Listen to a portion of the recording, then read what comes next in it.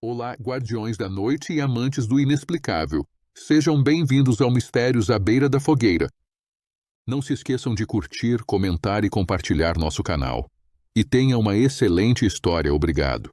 Em fevereiro de 1959, um grupo de 9 esquiadores experientes se aventurou nas montanhas dos Urais, na União Soviética. A expedição, liderada pelo estudante de engenharia Igor Dyatlov, era uma jornada ambiciosa. O objetivo era escalar o Monte Otorten, uma montanha cuja tradução do idioma local, Mansi, significava não vá até lá. Um presságio ignorado. Eles eram jovens, fortes e cheios de vida. Amigos de longa data. Lyudmila Dubinina, a única mulher do grupo, estava lá para provar sua força. Yuri Dorozenko, um geólogo talentoso. Semyon Zolotarev, o mais velho, um instrutor de esqui com experiência militar. Cada um deles tinha um motivo, uma paixão pela aventura que os levou a essa jornada. O grupo partiu no final de janeiro, com um 10º membro, Yuri Yudin, que voltou por problemas de saúde. Uma decisão que, sem saber, salvaria sua vida. Por dias, eles seguiram por paisagens congeladas. Suas fotos e diários, encontrados mais tarde, contavam uma história de alegria e camaradismo. Risadas em frente a uma fogueira. A construção de abrigos de neve. O sol se pondo sobre um mar branco e infinito. A última entrada no diário, em 31 de janeiro, descreve a preparação para a subida e a dificuldade do terreno. Tudo parecia normal. Mas nada era.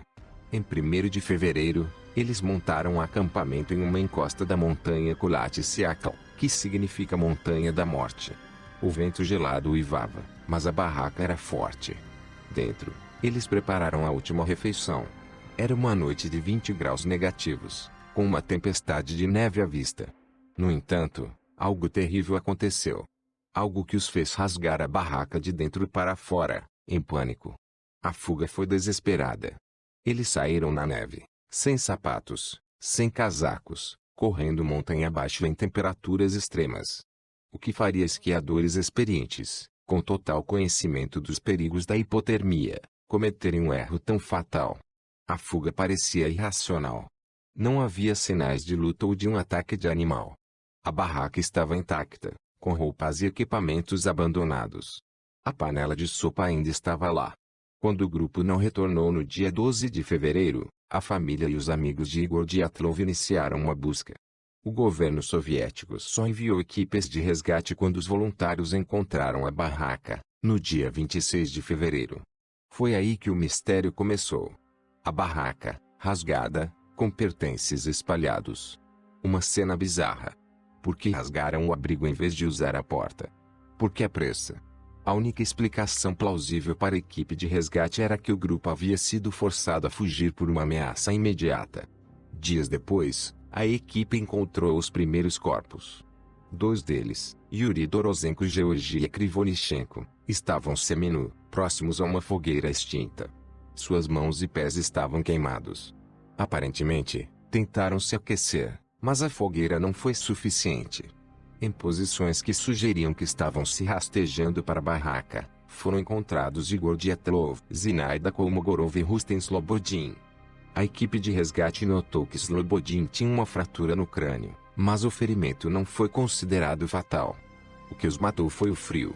O caso se aprofundou em maio, quando a neve finalmente derreteu, revelando os corpos restantes em um barranco, a cerca de 75 metros de distância. Os ferimentos eram incomparavelmente mais graves. Thibaut Brignoles tinha o crânio esmagado. Semyon Zolotarev e Alexander Kolevatov tinham fraturas múltiplas nas costelas, como se tivessem sido atingidos por uma força imensa, sem, no entanto, haver sinais externos de ferimento. Mas a descoberta mais horrível foi o corpo de Lyudmila Dubinina.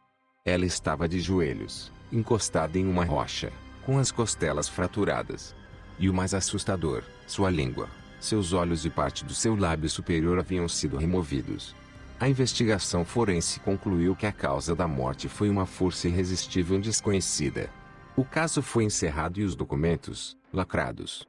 As teorias são tantas quanto as perguntas não respondidas.